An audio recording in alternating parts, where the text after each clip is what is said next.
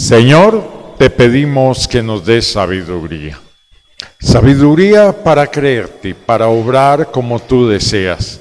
Sabiduría para saber que no hay nada ni nadie que nos pueda separar de tu amor. Sabiduría para entender que a pesar de las pruebas y tribulaciones, tú estás en control, tú estarás en control y seguirás llevándonos de tu mano, de triunfo en triunfo y de victoria en victoria.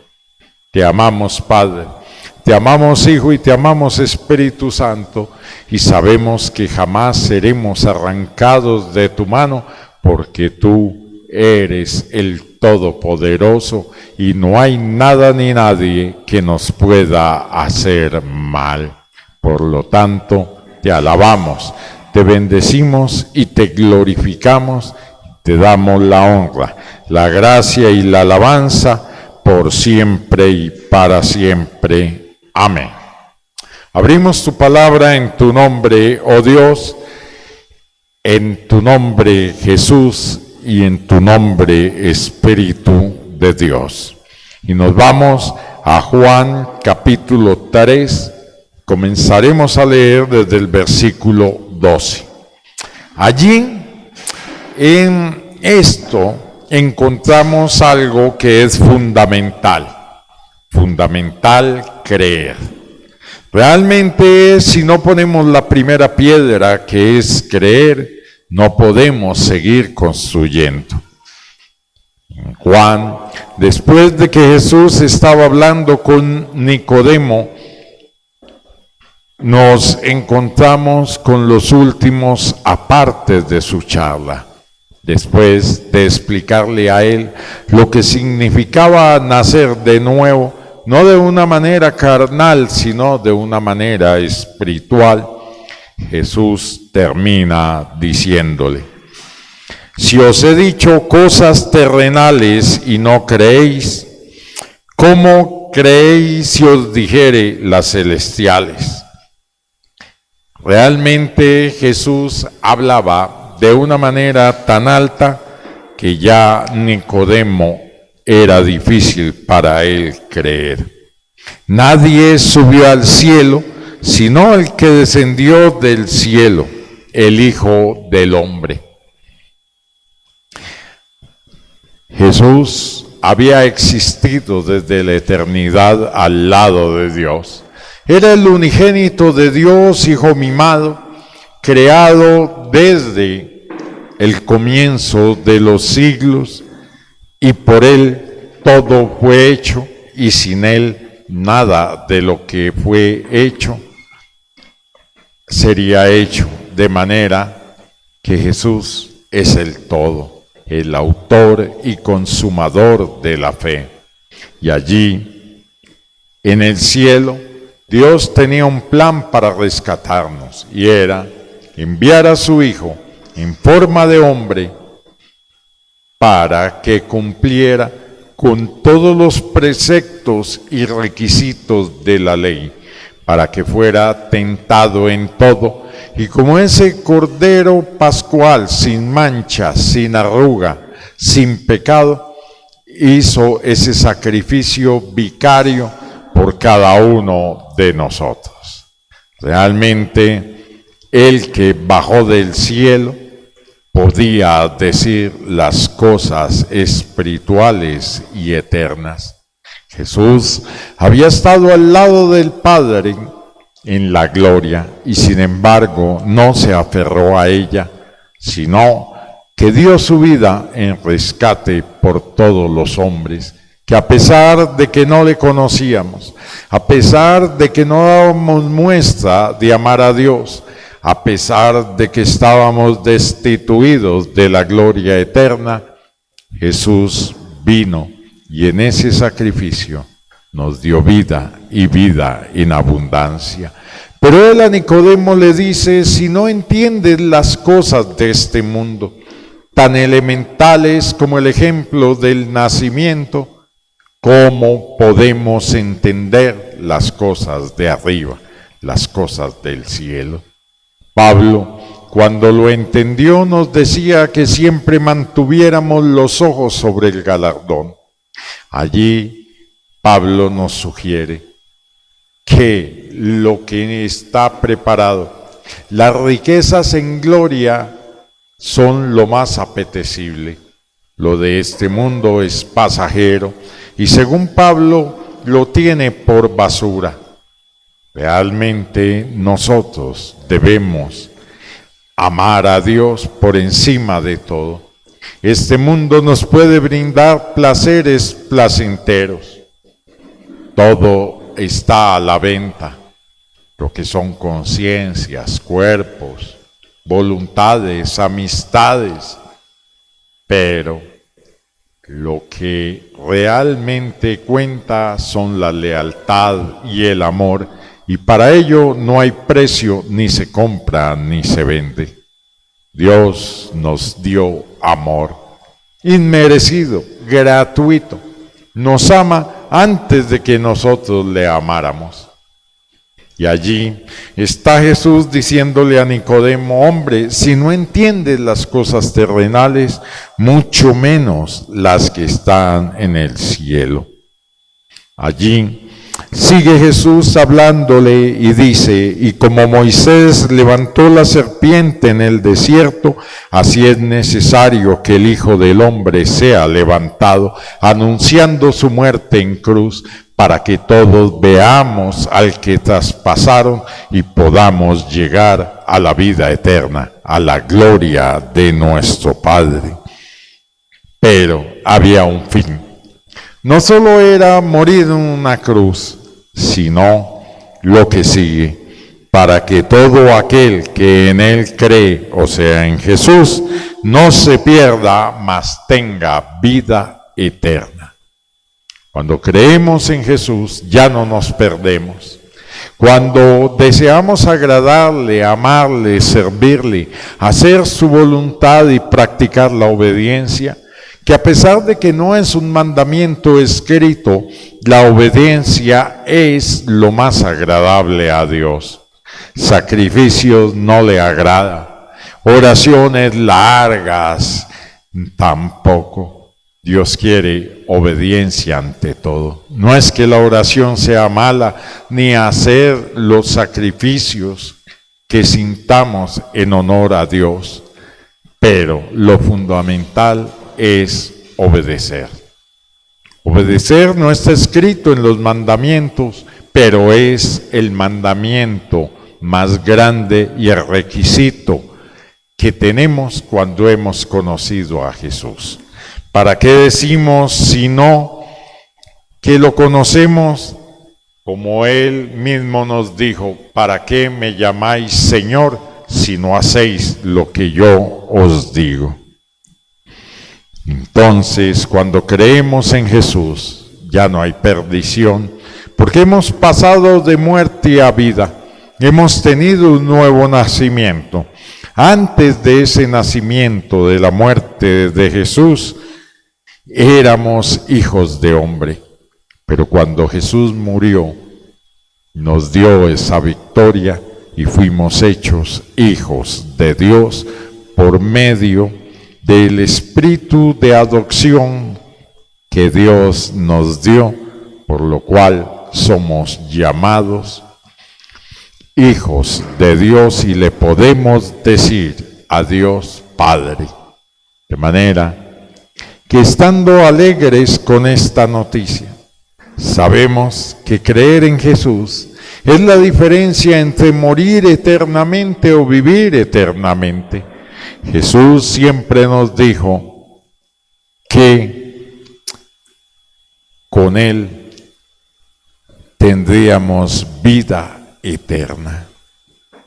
Allí sigue este relato en Juan 3, uno de los capítulos más especiales de la Biblia, aunque no hay ninguno que no sea especial. Dice el más conocido de los versículos: me acuerdo que un pastor amigo fue a conseguir la visa para los Estados Unidos y la entrevista que le hicieron le preguntó quien estaba entrevistándolo para negarle o darle la visa, le dijo: veo que usted es pastor. Y él dijo: sí. Dígame qué dice Juan 3:16, porque es uno de los versículos que todo cristiano debiera memorizar y saber. El cónsul quería probar, o el encargado de dar la visa, más bien, quería probar si era pastor o no. Él de inmediato repitió este versículo: porque de tal manera amó Dios al mundo, que ha dado a su Hijo unigénito, para que todo que en Él cree no se pierda, mas tenga vida eterna. Vuelve y repite lo mismo que estaba charlando con Nicodemo: para que todo aquel que en Él cree no se pierda, sino que tenga vida eterna. A eso vino Jesús al mundo, a darnos vida y vida en abundancia, una vida eterna, que cuando termine nuestra vida terrenal, tendremos la vida más envidiable y llena de gloria y majestad, porque Dios compartirá con nosotros las riquezas en gloria y seremos coherederos con Jesús. Oyendo esto y sabiendo que es cierto, porque quien lo dijo realmente es digno de toda credibilidad, lo dice Dios por medio de Jesús. Y aquí Juan escribe con su pluma esta magnífica palabra: que Dios amó al mundo, y que lo amó de tal manera que dio a su único Hijo, para venir por nosotros. Y el Hijo unigénito, por medio de su sacrificio, se convirtió en primogénito, el primero entre muchos hermanos, ya que vino a darnos la gloria, la paz y la victoria a nosotros cuando no la merecíamos. Ya que no amábamos a Dios, al contrario, hacíamos lo que a Él no le agradaba. Esto no es todo. El banquete sigue en el versículo 17. Porque no envió Dios a su Hijo al mundo para condenar al mundo, sino para que el mundo sea salvo por Él. Alguien pregunta: ¿cuál es la voluntad de Dios? Pues la voluntad de Dios es que nadie se pierda y que todos lleguemos a la vida eterna.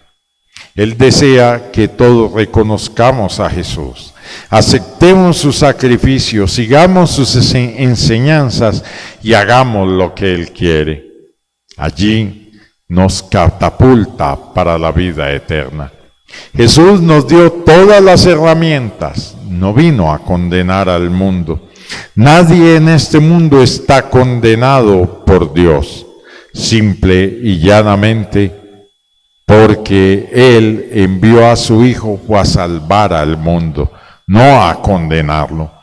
Qué diferente es a nosotros, que muchas veces alzamos nuestro dedo amenazador diciéndole a los demás que pierden la salvación, que van derecho al infierno, como si esto ganara aceptos. No nos acordamos que Dios con lazos de amor nos atrajo, que no fuimos nosotros los que lo escogimos a Él, sino Él el que nos escogió a nosotros, y que no fue por obra, sino por gracia, por regalo inmerecido. ¿Cuánto nos hace falta entender esta palabra? Que Dios desea que le hablemos a todos de Él, que lo llevemos al conocimiento de Jesús para que el pecador cambie su vida, se entregue, sea restaurado, bendecido y se pueda enamorar de Dios y de Jesús. Deje atrás el pecado y obtenga la vida eterna. Debemos hacerlo. Muchas veces juzgamos, decimos: ¿qué le voy a hablar a tal o cual persona que está presa en los vicios? No, Dios nos envió fue a eso, a un ministerio de la reconciliación, que se reconcilie con Él mismo. Los vicios generalmente son el resultado de la no aceptación de la persona, de querer buscar placer donde no lo hay. Pero cuando lo llevamos al conocimiento del que todo lo puede, Dios hace que esa nueva semilla brote y ese nacimiento de hijo de Dios tenga lugar en su vida y va a poder dejar los vicios, porque lo que está buscando en el mundo únicamente lo encontramos en Dios por medio de su Hijo Jesús y del poder de su Santo Espíritu. Aquí nos habla Dios que el Hijo no vino a condenar, vino a salvar, y que escogió al mundo completo. No hay distinción de razas, colores o creencias. Dios espera que nos volvamos a Él y que Él nos sane, que le busquemos mientras pueda ser hallado, y este es el momento en que Dios puede ser hallado. De manera que tenemos que dirigirnos a Él, el cual nos recibirá con gozo y con los brazos abiertos. El que en Él cree, o sea, en Jesús, no es condenado, pero el que no cree ya ha sido condenado porque no ha creído en el nombre del unigénito de Dios. Realmente, nosotros podemos condenarnos o salvarnos. Nos condenamos cuando no creemos ni aceptamos que Jesús es el unigénito de Dios. Juan también en la primera carta nos dice que el que dice que Jesús no vino en carne, este no ha entendido, no tiene el Espíritu Santo. De manera que tenemos que reconocer que Jesús hombre vino por cada uno de nosotros. Dio su vida, la entregó, la dio en rescate por todos. De manera que este Jesús solamente desea que creamos en Él. Al creer en Él hemos pasado de muerte a vida. Y esta es la condenación, que la luz vino al mundo y los hombres amaron más las tinieblas que la luz, porque sus obras eran malas. Jesús viene y nos ilumina. Él es la luz que estuvo siempre en el mundo, era la luz de los hombres, no la luz del sol, sino lo que alumbra nuestro interior, que nos hace ver que nuestra vida de pecado no conduce sino a la condenación y a la muerte, pero cuando creemos en Él, aceptamos su sacrificio y nos volvemos a Dios con alegría de corazón, hemos pasado de muerte a vida. Nosotros lo aceptamos. A pesar de que nuestras obras eran malas, Él llegó, nos marcó el camino y el derrotero por donde debíamos seguir, y en su infinito amor nos dio fortaleza para cambiar lo que nosotros no podíamos. Esperó con amor a que nosotros le abriéramos el corazón, para que Él entrara en él y se glorificara en cada necesidad. Hoy como ayer tenemos que entender que la obra de Jesús fue perfecta. Ya no hay que esperar más obras. Jesús pagó por nuestros pecados. No hay otra puerta, no hay otro camino que nos lleve al Padre, sino la misericordia de Jesús por medio del sacrificio. Ya para Dios no existe otro sacrificio más valioso, porque Jesús, como ese Cordero Pascual eterno, el Hijo de Dios mismo, se sacrificó por nosotros. Nunca entenderemos el valor de la cruz si no nos rendimos ante Jesús. Sí, aparentemente acabado según los hombres, vencido, fue triunfador, y ese triunfo nos sigue llenando de gozo, de vida, de salud, de prosperidad y sobre todo de la seguridad de la salvación. Aquí este pasaje sigue, porque todo aquel que hace lo malo aborrece la luz y no viene a la luz, para que sus obras no sean reprendidas. Cuando no permitimos que Jesús nos ilumine, nos muestre que estamos equivocados, porque la Escritura dice que hay caminos que al hombre le parecen derechos, pero conducen a la perdición. Jesús es el camino, la verdad y la vida. De manera que no hay que buscar otro camino, no hay que jugar a las escondidas con nuestra salvación. Mas el que practica la verdad viene a la luz para que sea manifiesto que sus obras son hechas en Dios. Hagamos obras dignas de arrepentimiento como pedía Juan el Bautista. Hagamos obras perfectas. Hagamos obras que nos llenen de gozo y de alegría, y más que nosotros, que esas obras llenen de alegría y gozo a nuestro Padre.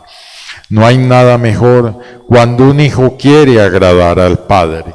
Nos sentimos bien, hace caso, se muestra sumiso, se arrepiente de lo mal que ha hecho y viene a decirle: Padre, he pecado contra el cielo y contra ti, ya no merezco ser llamado tu hijo. Pero ese Padre lo acoge, le hace fiesta y le dice: mi hijo eres tú, yo te he engendrado hoy porque estabas muerto y has resucitado. Hagamos nuevamente nuestro caminar hacia Jesús. Cambiemos lo que sabemos que no le agrada a Dios y bendigamos nuestra vida eternamente y para siempre. Señor, te entregamos lo que no podemos cambiar.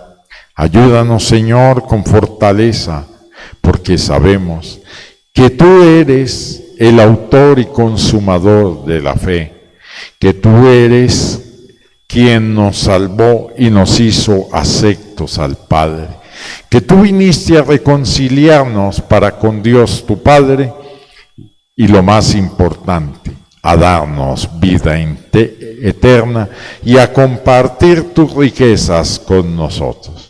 No somos dignos del amor de Dios ni del tuyo, pero te estamos agradecidos. Ayúdanos y fortalécenos para dar lo mejor de nosotros hacia tu Padre, hacia ti, y permitir que sea el Espíritu de Dios guiando nuestras vidas. Gloria al Padre, al Hijo y al Espíritu de Dios. Amén y amén.